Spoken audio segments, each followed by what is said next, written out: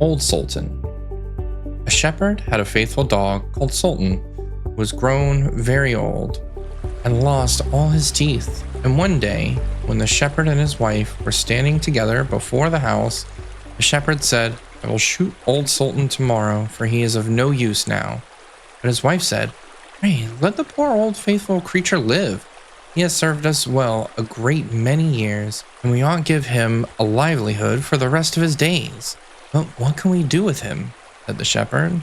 "He has not a tooth in his head, and thieves don't care for him at all. To be sure, he has served us, but then he did it to earn his livelihood. Tomorrow shall be his last day, depend on it." Poor Sultan, who was lying close by them, heard all the shepherd and his wife said to one another, and was very much frightened to think tomorrow would be his last day. So in the evening he went to his good friend, the wolf, who lived in the wood, and told him all his sorrows, and how his master meant to kill him in the morning. "Make yourself easy," said the wolf. "I will give you some good advice. Your master, you know, goes out every morning very early with his wife into the field, and they take their little child with them and lay it down behind the hedge in the shade while they are at work. Now do you lie close by the child and pretend to be watching, and I will come out of the wood and run away with it. You must run after me as fast as you can, and I will let it drop.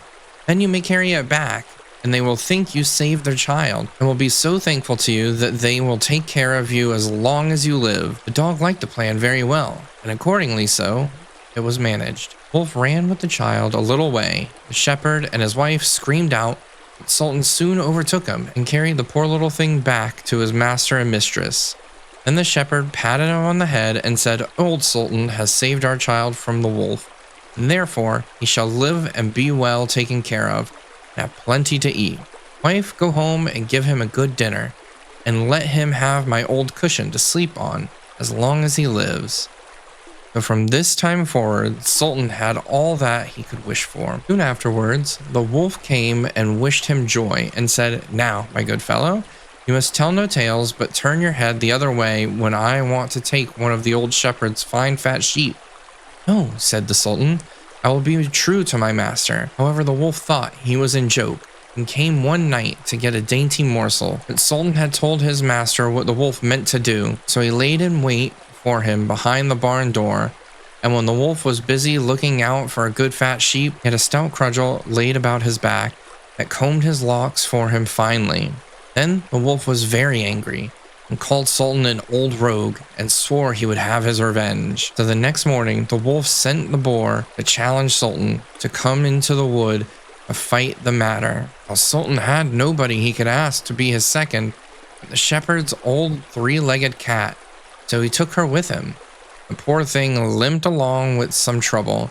She stuck up her tail straight in the air. The wolf and the wild boar were first on the ground, and when they espied their enemies coming and saw the cat's long tail standing straight in the air, they thought she was carrying a sword for Sultan to fight with.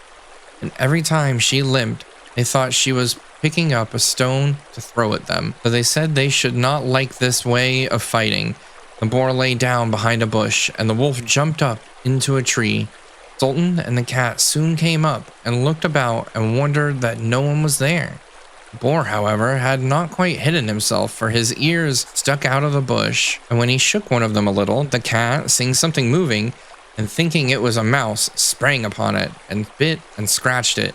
So the boar jumped up and grunted and ran away, roaring out, "Look up in the tree, there sits one who is to blame." But they looked up and espied the wolf sitting amongst the branches, and they called him a cowardly rascal, and would not suffer him to come down till he was heartily ashamed of himself, and had promised to be a good friends again with Old Sultan.